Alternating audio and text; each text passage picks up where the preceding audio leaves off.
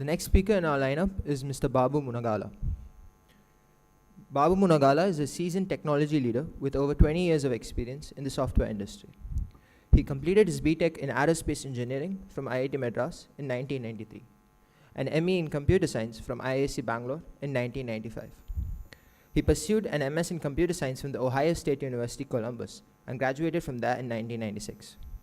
Subsequently, he worked at Oracle in Silicon Valley and discovered the disruptive potential of blockchain technology. Following this, he started Zebi Data Private Limited, and over the last 2 years, he and his team have developed Zebi's global innovative blockchain-based products from ground up. Please welcome Mr. Babu Munagala on stage. Right, how is everyone today? Great one, Ravi. So I don't know if I can match that level of creativity and excitement, but we'll see. So it's great to be here in Chennai and in IIT Madras. I was here first time in Chennai and in IIT almost 30 years ago, 1989. That's when I was about to join BTech Aerospace. I was in Gemini Hostel. Anybody from Gemini Hostel here? Wow, okay. Anybody from Ganga? Okay. All right. So you're all in BTechs or what are you guys doing? Anybody from BTech? Okay, I guess different hostels then. Ganga and Gemini, not too many people. I mean, Ravi is from Ganga, so I guess I was looking for people from there. So the interesting thing is the IIT campus is almost the same the way it was 30 years ago. Right? That's actually a great thing. So in some sense, the IIT facilities were ahead of the game by 30 years, really. They didn't have to change anything. Whatever they built 30 years ago was actually enough and sufficient. I mean, obviously there is repainting and a little bit of renovation happening. So give a big hand for IIT Madras. So today, I want to talk about very, specific topic. How do we protect sensitive data? It could be basic ID information, your personally identifiable information. It's called PII, personally identifiable information. Your contact information, your email, phone number. I'm sure any of you getting SMS messages or emails that you don't want to receive, like spam. Yeah, how many of you are getting spam messages? Everybody, okay. So how do we fix it? If your phone number is shared with anyone, doesn't matter, even if it's one person, that person could steal the data, right? Or if your phone number is stored in any of the big banks or in government departments, somebody could steal the data, right? Or when it comes to land asset, for example, the data could be tampered or manipulated. So the fact that you own a particular asset, that information could be manipulated, and a few years later, if you go back and ask the department, you may have the paperwork, but if everything is digital, the data could have been tampered, right? So those are the aspects that we're going to talk about. I want to first go over 4 simple aspects. One is technology and tools, how humans have evolved in that space, and also look at our social aspect, how we collaborated or not collaborated in the last thousands of years. And then talk about state of data. Is it really being secured, or it's really open for anybody literally to hack or tamper? And finally, about state of India and what we can possibly do about it. That kind of defines the problem. The 4 things, right? Technology, social, state of data, state of India. They all define the problem, and obviously, blockchain is a potential solution that we could go into that together. So this is about technology. It's always important to start from the beginning to get better perspective, better, more comprehensive view of the situation, right? Obviously, we can't start from the Big Bang, but there are many, many innovations that transformed human lives. Things like wheel, things like knife, how humans hunted, how humans, did what they had to do, how humans transported. Without wheel, that could not have been possible, right? But here we're talking about how are humans, this is from the beginning of human birth, right? Human evolution. How are they storing and, accessing information or transmitting information? Let's say I had a great idea I want to share with everyone. So before printing press was created, it was very cumbersome. That was about 500 years ago. It was very difficult, for example, for two businesses to have a contract with each other, a forward-looking contract. I'll pay you this much now. You give me dates, like 2 years later or 6 months later or 1 month later, because you don't have the product ready. You need to go back and do something to create the product. So all of that wouldn't have been really feasible in a really dependable, trustable way without printing press. So that changed a lot. And obviously in the last century we had digital computers, and we have what we call as internet, right? That changed a lot of things. So even then there is a fundamental problem that's still there, and in some sense that's a new problem that's created by these technologies, right? The digital data, it can be accessed very, very easily.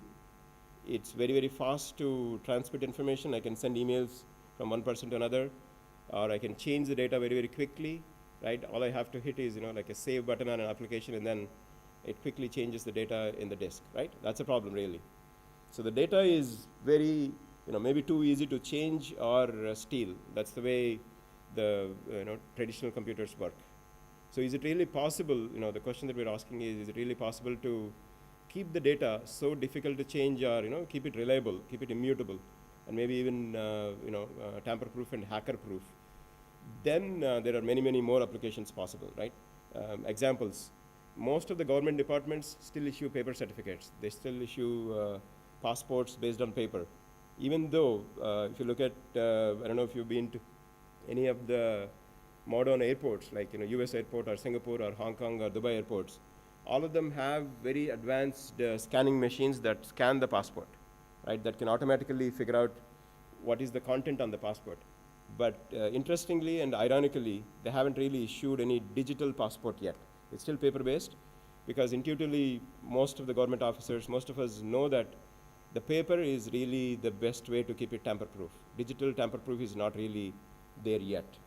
And blockchain may change that. Okay, so we talked about technology. That was the first one, and the second one is time. Are you going to tell me when I should finish, or? Okay, so second one I want to talk about is the social aspect, right? So do we really need to depend on each other, or can a human being live on their own? Are we really that independent?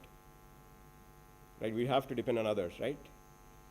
We have a lot of needs. We need food, we need shelter, we need many, many things. And especially in the last century, most of us are also addicted to what is known as entertainment, right? That's a funny thing, but we all need it in some sense. So to satisfy the needs, to really live comfortably and happily, the production of those needs, or the services of what we need, they cannot be done by the same person. So you need another person to provide those services, and you need to access them. So historically, everybody, animals, humans, we all knew that there are a lot of things that we can do together if we go in groups, if we do things together. I was talking to one of the organizers of Shaastra X. So he's mentioning that there are monkeys in IIT Madras hostels here.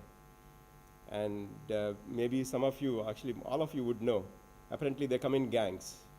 If they want something, if they're really desperate, if they need something, they come together. So animals who are, who may not have as much intelligence as humans have, they also know that, working in groups, collaborating, doing things together is productive, it's useful for everybody, as long as everybody follows the rules. Right, that's the trick. So humans are much, much more intelligent. So what's happening in current society is not everybody is following rules, and unfortunately, whoever is not following rules, they actually benefit. That's the classic case of game theory. If you look at prisoner's dilemma, right? Two prisoners are caught by a police officer, and they're both in their solitary confinement. And the police officer is going to ask each prisoner one-on-one questions on what happened and what they can reveal. So if they don't, if both of them help each other and don't cheat, then it's actually beneficial if they cooperate. But at the same time, if the first person cheats and the second person cooperates, the first person actually benefits more, right? So there is an incentive to cheat, unless somebody is enforcing the rules and the protocols, right? So as humans, we gravitated towards kingdoms. We all elected a king, and it was all ancestral, right? The son of the king becomes a new king, and so on. So obviously, there's a lot of corruption. There's a lot of mismanagement. So that gave way, in terms of social structures, right? Obviously, the social structures were there much before Facebook and Twitter and the current the word became more popular, right? So all of these social structures, we are at democratic societies now. Even the most advanced nation, they're complaining about their own president, right? The president was elected in a very formal, all organic process, but in the end, a lot of their residents, their citizens, they don't like their president, right? So it's not just a problem of India alone. So as long as something is centralized, if you elect a leader through a very common process, you believe their words, but as soon as they come into power, they can change their game. They can change what they promised. So they don't have to follow the protocol because it's centralized. So that's where I think Ravi was talking about the negative aspects of decentralization, but there are obviously a lot of positive things about decentralization, right? So I guess in this slide, how do we make sure that everybody follows the protocol? And the only way really I can see is decentralization. So even if it's democratic, even if it's socialistic or the current modern way, I'm not talking about getting rid of governments, but having a government that enforces and gives transparency on who is following the protocol and who is not following the protocol. And the third one, we talked about technology, social, and the third one is about state of data. What's really happening with data? So like I was hinting earlier, both protecting the data against stealing and misusing the data versus tampering the data, those are still huge problems. And again, in a centralized system, a database administrator in a large company or in a large government department, they know all the passwords. They can easily change, and that's already happening. I heard from direct sources that even in the most modern countries like US governments, you know about WikiLeaks, right? Have you heard of WikiLeaks? So it just shows, obviously WikiLeaks is being used generally for the good of the society, but it shows how difficult or impossible it is to protect data, even by the most advanced governments. The fact is, a person that has access to data, they can literally, take the data in the smallest chip, right? Your most elaborate security inspections, they can't really catch it. The chip is so small. So that's the problem, and this is a global problem. It's not just specific to India, right? So state of India, this is the last and fourth one I want to highlight, and spend a few moments, because all of us are in India right now, and I know you're all very smart. So if you can use your time effectively, efficiently, maybe you can solve at least some of these problems, right? Not become a cog in the wheel that Ravi was referring to. Because if you become a cog in the wheel, then again, you're just kind of running around, and you're following the rules of somebody else, right? So if you really understand the problems being faced by India and see how decentralization and how innovating at a fundamental level can actually solve these problems in a very easy way. It's not that difficult really, but the foundations have to change. So that's the difficulty. Okay. So I want to talk about, spend a few minutes here on this slide explaining why I think the state of India is pretty bad right now. There are many problems. I'll explain why there is hope also, but let's talk about problems. So like I was saying earlier, it's a vicious cycle of inefficiencies, right? So the right behavior is not encouraged. So look at traffic situation, for example. So if everybody is not following the traffic rules, actually everybody gets stuck, but the one person that can somehow break all the rules and then go ahead, they'll go ahead, right? But in a lot of situations, that's what is happening. So whoever is able to get away by breaking the rules, they are breaking the rules. But in the end, it's causing inefficiency for everybody, and there are traffic jams, there are roadblocks, there are figurative roadblocks in the system, right? Things take so much time in India. A lot of things take time. Again, that's all because of the fundamental pattern of not able to encourage right behavior. Because we're not encouraging right behavior, the system is inefficient. And like whoever is supposed to enforce, the police or the courts, they can't handle the volume of failures, volume of errors, volume of exceptions, right? So it all gets stuck, and the person who is breaking the rules, they can continue doing it forever, right? So I'll give you a couple of examples here. Another thing is adoption of babies. Most of the criminal activity is done by orphans. An orphan is somebody that was not cared for when they were young and when they were a baby. So they typically don't have the typical, the natural inclination to care and, do the right thing for the society. So, and this is recognized by a lot of parents. I know a couple of them directly, personally. So they were trying to adopt babies, essentially. They were saying, okay, this baby is an orphan for various reasons. Again, not going into blames, why it happened, but it already happened, right? There are orphan babies. So as a parent, if they adopt the baby and, take care of them, because anyway, these parents want to have a baby and, have a family together, right? So, but the problem is it takes a lot of time. It takes more than a year, and, obviously it's not encouraging right behavior. It's very, very discouraging, right? If I want a baby, and if I like a baby, if it's easy to adopt, it would become very, much more popular, and, many of us, most of the parents would adopt more babies. But again, the problem is the data is not really readily available.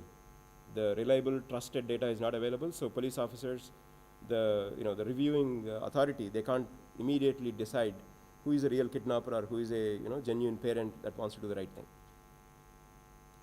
And I'll talk about two other examples. One is on data protection, right? So there are state governments. I won't mention the names of the state governments, but you would know them. There are state governments that are in power. They actually collect data on their citizens. It's supposed to be meant for an official government purpose, but really what they're doing is collecting it for their future marketing purposes, right? To market how well the government has done so that they can be re-elected. It seems very unethical, but that's what is already happening, right? Again, if the data is properly protected, it couldn't have been done, right? And another example of fake certificates.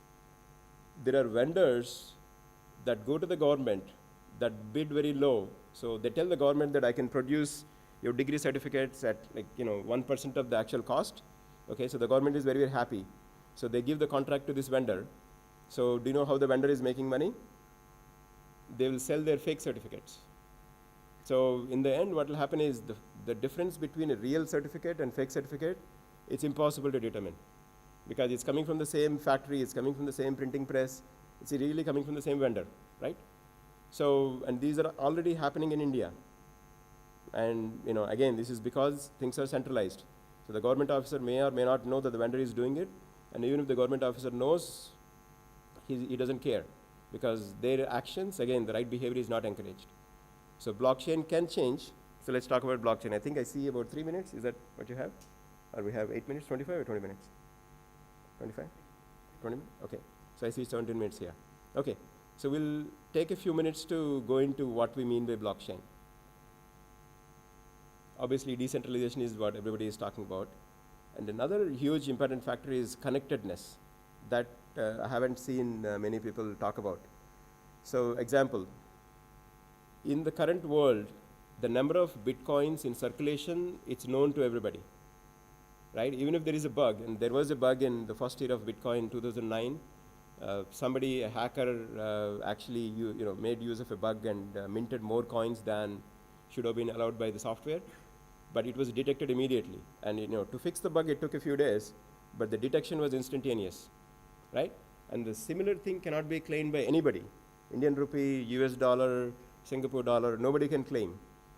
As we speak, there could be many, many fake currency notes going around in circulation, and we would never know. Again, go back to the example of the education certificate, right? So a human can print a note, and a fake person, a malicious insider can can print fake notes as well. And blockchain can completely change that. So because of the connectedness, because of the transparency, that's like completely unusual, complete, thorough transparency, the whole game changes. And zero knowledge proof is another aspect that Ravi also talked about earlier, right? So when you go to a hotel, for example, right, you're checking into a hotel. I don't think many of you are visiting, or traveling too much, but you will, I guess. So when you go anywhere, and you have to prove yourself that you're not a criminal, right? So that the hotel person can check you in and give you a hotel room. So right now, the way to prove is essentially give all of your PII, personally identifiable information, your phone number, they'll SMS verify it, and your email, or maybe not email, but all of your real information, your address, because they need address proof, your full name, right? So this is all very private, sensitive information, and that's not the best way to do it. In a modern way, you can actually zero knowledge prove yourself that you're not a criminal, but not give any of your PII. Okay, and how is it possible to do? So there are a lot of blockchain fanatic, blockchain extremists, I would call, that think that they can get rid of governments, they can get rid of enterprises, they can get rid of banks, they can somehow create a parallel world. I guess that's how Ethereum and Bitcoin are. They're virtual currencies, right? And they have a lot of adoption in the virtual world, but very little in the real world.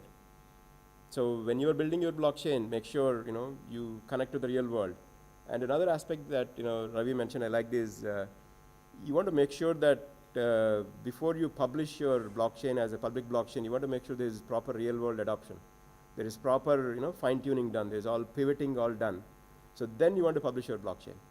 So the traditional way of doing a blockchain is you give a white paper, you raise money, and then you make it public immediately. And we didn't actually do it that way. We actually spent more than a year building our own blockchain in the private space, making sure that we fine tune it to make sure there is enough real world adoption. So let's talk about Zebi. And in a couple of minutes we'll finish. Yeah, that's good. So we already have fantastic real world adoption. 2 state governments, 3 verticals: Andhra Pradesh government, land registry, Telangana government, education, and about 700 hotels using our blockchain to protect the hotel visitor ID information, right? And we'll become a public blockchain by end of next year. So that's a conscious decision. We want to make sure there is enough real world adoption so that we don't have to tweak it too much. By the time we get to the end of next year, we would have had many more universities, many more enterprises, many more governments using our blockchain, and we know exactly how it helps them. We know exactly how it helps a person to improve their day-to-day lives, right? So any questions, obviously you can talk to me offline, ping me on LinkedIn, or you can email us at info@zebi.co. Right? Thank you guys.